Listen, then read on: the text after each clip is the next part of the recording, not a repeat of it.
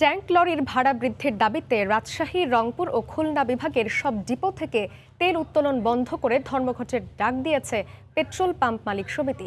এ নিয়ে জানাতে রাজশাহীর ভদ্র আছেন রিপোর্টার সাইফুর রহমান রকি এবং রংপুরে আছেন রিপোর্টার রতন সরকার। শুরুতেই যাচ্ছি রকির কাছে।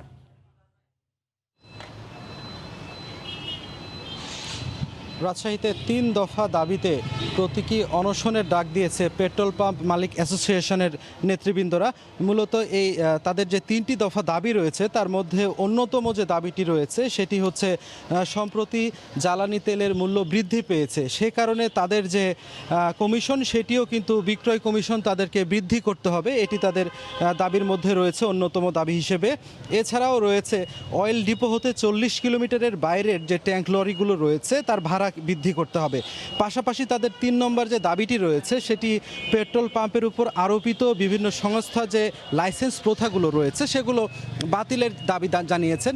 মূলত এই দাবিতে তারা সোমবার সকাল ৬টা থেকে সোমবার সন্ধ্যা ৬টা পর্যন্ত তারা এই প্রতীকী ধর্মঘটের ডাক দিয়েছেন এবং আজকে মূলত রাজশাহীর যে পাম্পগুলো রয়েছে সবগুলো পাম্পই খোলা রয়েছে এবং সকাল থেকে অন্য দিনের মতো স্বাভাবিক কার্যক্রমই তারা চালাচ্ছেন এবং বিভিন্ন যে যানবাহন চালকরা আছে তারাও কিন্তু তেল পাচ্ছেন। তবে আজকে শুধুমাত্র পাম্প মালিকরা যেটি বলছেন যে আসলে আজকে তারা যে ডিপোগুলো রয়েছে সেই ডিপোগুলো থেকে তারা তেল উত্তোলন করবেন না, তাছাড়া তাদের সকল কার্যক্রমই স্বাভাবিক থাকবে। সকাল থেকে এই নিয়ে কিন্তু বিভিন্ন যানবাহন চালকদের মধ্যে একটি সংশয় তৈরি হয়েছিল যে আসলে পেট্রোল পাম্পগুলো আজকে তাদের তেল দিবেন কিনা, তবে সেই সংকট কিন্তু আর নেই, সেটি কিন্তু এরই মধ্যে কেটে গেছে। তারা যেটি বলছেন যে তাদের এই দাবিগুলো করা হচ্ছে শুধুমাত্র তাদের যে মেইন ডিপোগুলো রয়েছে, বিশেষ করে এই ডিপোগুলো থেকে তারা আজকে ১২ ঘন্টার জন্য কোনো ধরনের তেল উত্তোলন করবেন না। পাশাপাশি এই দাবি আদায়ের জন্য কিন্তু তারা সরকারের দৃষ্টি আকর্ষণ করেছেন এবং তারা বলছেন যে অচিরে যদি তাদের এই দাবি ৩টি দাবি মেনে না হয় তাহলে তারা পরবর্তীতে আরও কঠোর আন্দোলনের কর্মসূচি ঘোষণা করবেন। এ নিয়ে বেলা ১২টার দিকে রাজশাহী জেলা প্রশাসনের সাথে পেট্রোল পাম্প ওনার্স অ্যাসোসিয়েশন একটি বৈঠক করারও কথা রয়েছে। তো এই ছিল আমার কাছে রাজশাহী থেকে সর্বশেষ। এখন আমরা চলে যাচ্ছি সহকর্মী রতন সরকারের কাছে, তিনি আছেন রংপুরে। রকি, রংপুরেও কিন্তু যে ডিপো আছে রেল হেড ডিপো যেটিকে বলা হয় বিপিসির, সেখানেও কিন্তু আজ এই মুহূর্তে আমরা দেখছি যে এখানে পদ্মা, মেঘনা এবং যমুনা এই ৩টি ডিপো কোনোটিতেই এখান থেকে তেল উত্তোলন হচ্ছে না।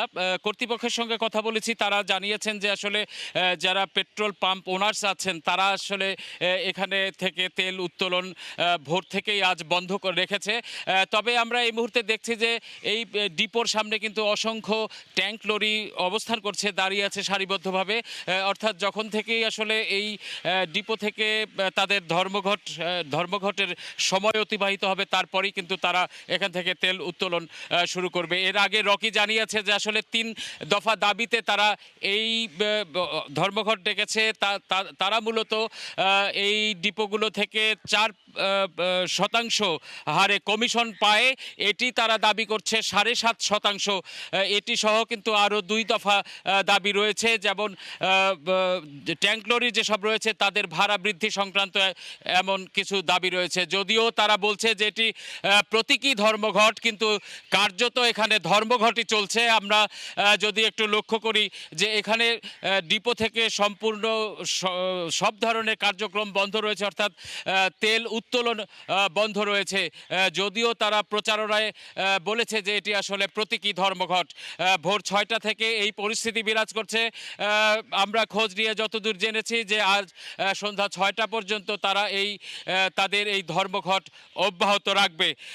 তবে এই তেল উত্তোলনকে কেন্দ্র করে অন্যরকম কোনো সংকট তৈরি হবে কিনা সেটি নিয়ে কিন্তু এখন থেকেই ধারণা করা যাচ্ছে না। তবে এখন পর্যন্ত আমরা এই অঞ্চলের জেলাগুলো থেকে খবর নিয়েছি যে পেট্রোল পাম্পগুলো থেকে কিন্তু তেল বিক্রি স্বাভাবিক রয়েছে। তো এই ছিল আমার কাছে রংপুর থেকে। আমরা তখন সরাসরি ছিলাম রংপুরে, তার আগে যুক্ত ছিলাম রাজশাহীতে।